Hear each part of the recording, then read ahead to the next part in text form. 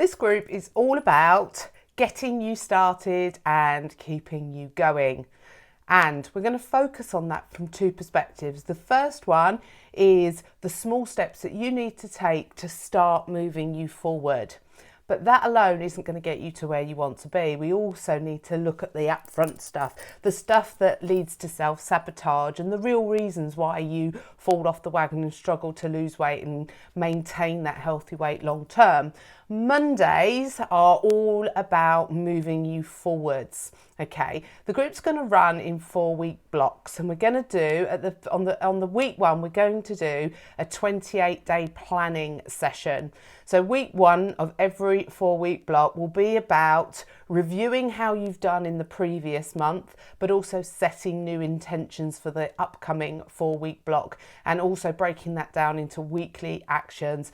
At this point, we're not focusing on those big goals. We're really going to start to focus down on the steps that we need to do day in, day out in order to see you making some movement forward with your weight, with your relationship with food, and your well-being in general. So it's week one of your 4-week block. And today you're going to have the opportunity to think about what it is you want to achieve over the next 28 days. When you're thinking about what you want to achieve, don't just think about the physical things that are going to help you to lose weight. Start to think about things like emotional self-care and psychological self-care and spiritual self-care. And I'm going to be talking a lot more about those different aspects of self-care over the coming weeks and months. So as you start to gain more awareness and understanding of things you can do in these areas, these can start to get included in your weekly actions. So for today, week one, what I want you to do is I want you to really sit back and think about what you would like to achieve in the next 4 weeks. And it might be related to physical well-being, or there might be something that's going on in your life that you want to shine a light on and give some focus to. So think about, at the end of 28 days, what would you like to have achieved? And really important that you don't overstretch yourself. Think about what other things you've got going on in your life. Think about what capacity in terms of time you've got to actually allocate to this. It's more important that you set some little goals and you actually achieve them, rather than to set something that's way too big and you spend the whole month stressing and worrying that you won't achieve it.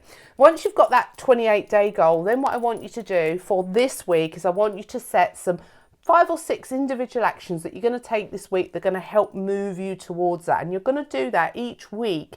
So each week for the next 4 weeks, you're going to set these little daily actions, and you're going to review them each week. So we're going to have the big goal, the big 28-day focus written down in week one.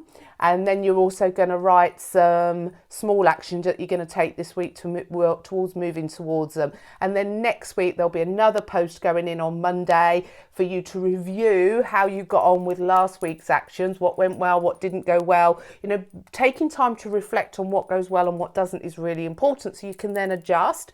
If you haven't achieved some of those goals, it's not about beating yourself up. It's about understanding what got in the way. Was it a time thing? Did you not make priority? Did other people's needs come before your own? It's in that resistance and that not doing that there's so many answers, and that's the bit that we want to suck out and start to understand and start working on. So that will be like that for the next 4 weeks. So each week you'll get to review last week and set actions and intentions for this week. Then in the 3rd week you'll do the same, and then in the 4th week we'll do the same. The week one of the next 4-week block, you get to review the whole month. You get to review the whole 28 days, see where you got to, what worked well, what didn't go so well, what tweaks do you need to make, what have you learned over that month that you want to incorporate in the next month. This is how we see progress. This is how we see evolution and change. It's by breaking things down. It's about consistency, persistency, and frequency, and making it so as we can do these small achievable things on a day-by-day basis. And I'm going to be coming into the group this week to give you some pointers around how I start to structure my day and how that helps me to stay on top of not just my work but home life and also me. It's really important that we don't exclude us from these goals. So have a read of the post, watch the video, and then go into the comments and write your goals for the next 28 days and the individual steps you're going to take this week towards working towards them. And I look forward to catching up with you and reading what you're working on.